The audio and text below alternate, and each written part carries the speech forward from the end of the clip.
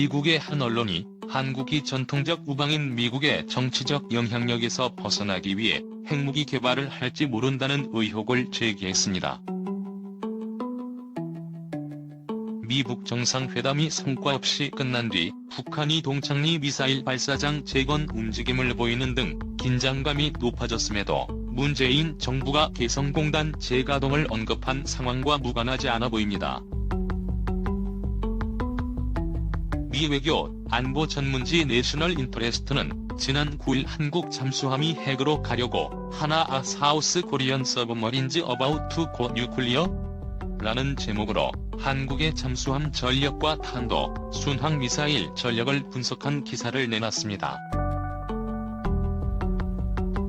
이 매체는 한국이 핵 추진 잠수함을 건조 또는 구매할 것으로 전망했을 뿐만 아니라 잠수함 발사 탄도미사일 SLBM 미사일 플랫폼에 활용하기 위해 핵 확산 금지 조약을 어기고 핵탄도미사일도 개발할지 모른다는 의혹을 제기했습니다.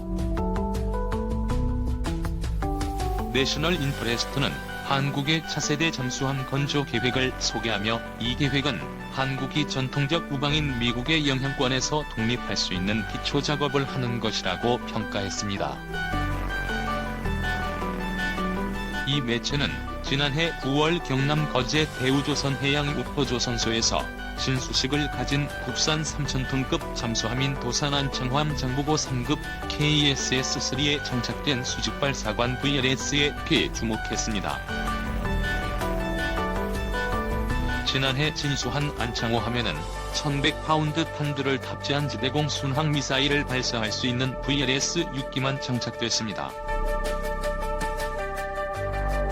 그러나 이 매체는 우리 군 관계자가 2016년 향후 KSS-3 잠수함이 대기권 밖을 통과하는 SLBM을 발사할 수 있을 것이라고 밝혔다는 사실을 보탰습니다.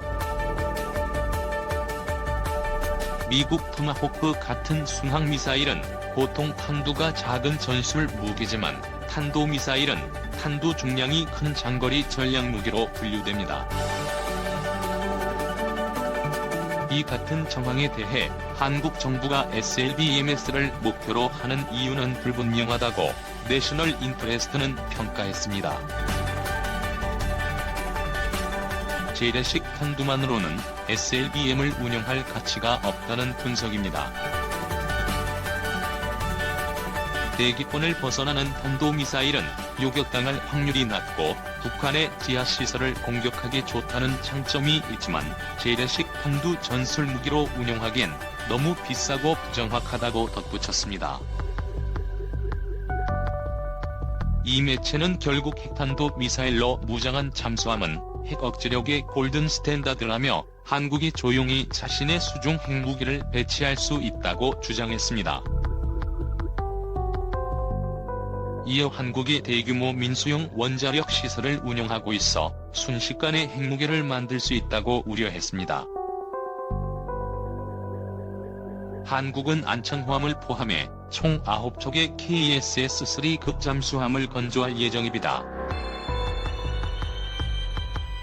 후속 함에는 1,000에서 2,200파운드, 약 454에서 998kg의 탄두를 운반할 수 있는 현무 -2 파생 모델이 장착될 것으로 내다봤습니다.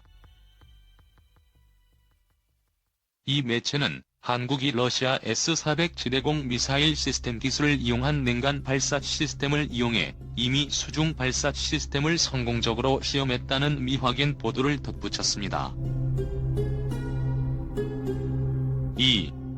미 전문가 한국 핵잠수함 확보해야 진정한 대양 해군.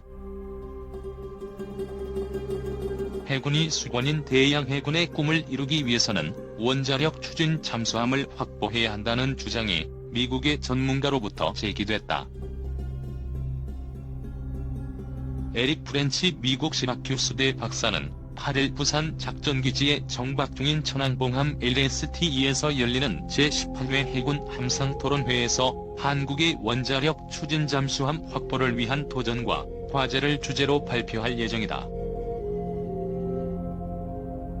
7일 미리 배포한 발표문에서 프렌치 박사는 대한민국 해군의 원자력 추진 잠수함 SSN 핵잠수함 확보는 영내 그리고 국제 해양에서 공공의 안보에 기여할 수 있는 능력을 확보하는 것으로 진정한 의미의 대양 해군이 될 수 있는 길을 제공한다고 밝혔다. 그는 핵잠수함 확보를 위해서는 핵잠수함이 한국 해군의 전략적 측면에서 갖는 효용성에 대한 논리를 정립하고 한국의 전략 목적에 부합한 플랫폼과 핵추진 연료의 획득 방안에 대한 고찰이 선행돼야 한다고 강조했다. 핵잠수함 확보를 위해서는 연안 전력으로서의 기능, 영내 해양 안보 상황의 불확실성, 해상교통로 등 해양 공공재의 안전한 사용 보장 등을 고려해야 한다고 설명했다. 그러면서 핵잠수함 확보 방안으로 외국으로부터 빌리는 방법과 다른 나라의 기술적 도움을 받아 독자적으로 개발하는 방안을 들었다. 크렌치 박사는 핵잠수함을 외국으로부터 대응하는 것은 여러 가지 이유로 매우 어렵다며 현실적 제한사항을 고려할 때 미국으로부터 일정 수준의 기술적 도움을 받아 독자 설계, 개발을 추진하는 획득 방안을 강구하는 것이 바람직하다고 조언했다. 다만 확보 과정에서 미국을 포함한 주변국들과 관계의 새로운 긴장과 도전 요인으로 작용할 수 있다고 우려했다. 크렌치 박사는 한미 간 123협정은 핵잠수함 운용에 필요한 원료 확보와 관련해 외교적인 걸림돌로 작용한다며 북한을 비롯한 중국, 일본 등 주요 지역 국가들과 관계에 미칠 수 있는 잠재적 하장에 대한 대비와 관리도 요구된다고 지적했다. 이어 핵잠수함 확보는 미국과 긴밀한 협의를 통해 진행돼야 하고 주변국으로부터 야기될 수 있는 부작용,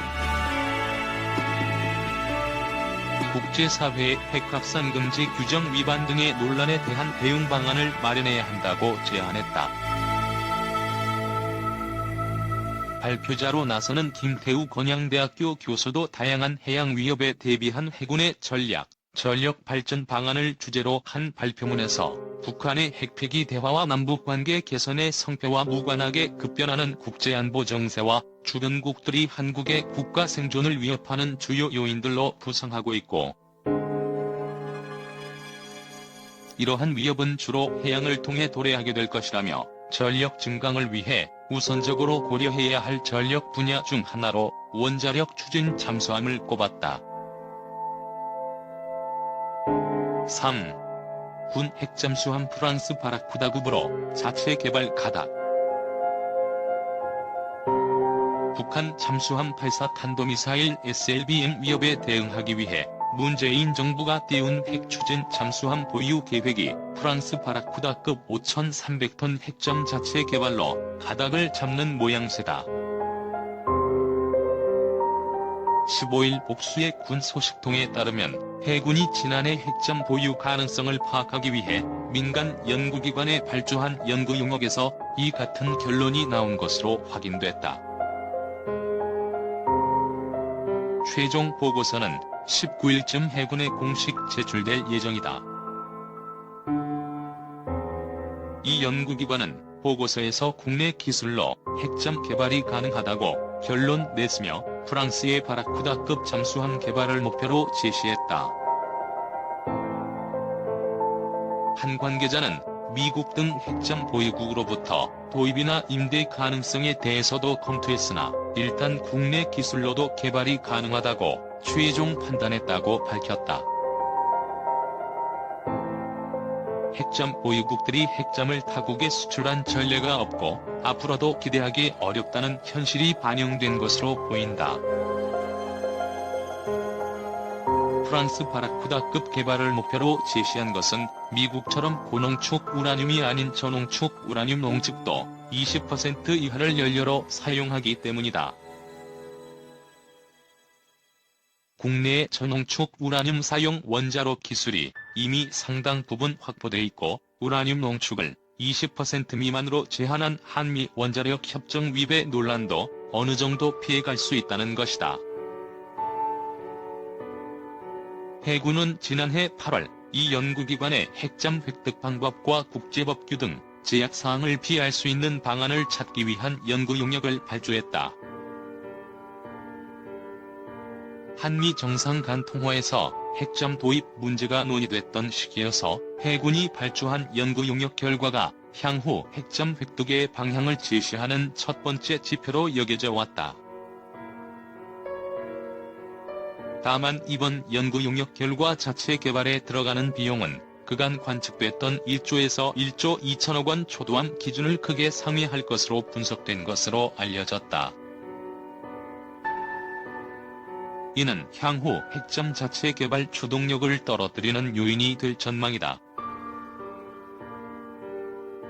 북한 SLBM 위협을 상쇄하기 위해 핵잠이 반드시 필요하다던 해군은 정작 이 보고서 공개를 꺼리는 분위기다. 내달 말 남북 정상회담을 앞두고 북한의 SLBM 위협을 부각시키기 곤란하다는 정무적 판단에서다. 정부 관계자는 연구 용역 보고서 공개 여부를 아직 결정하지 못했다고 말했다.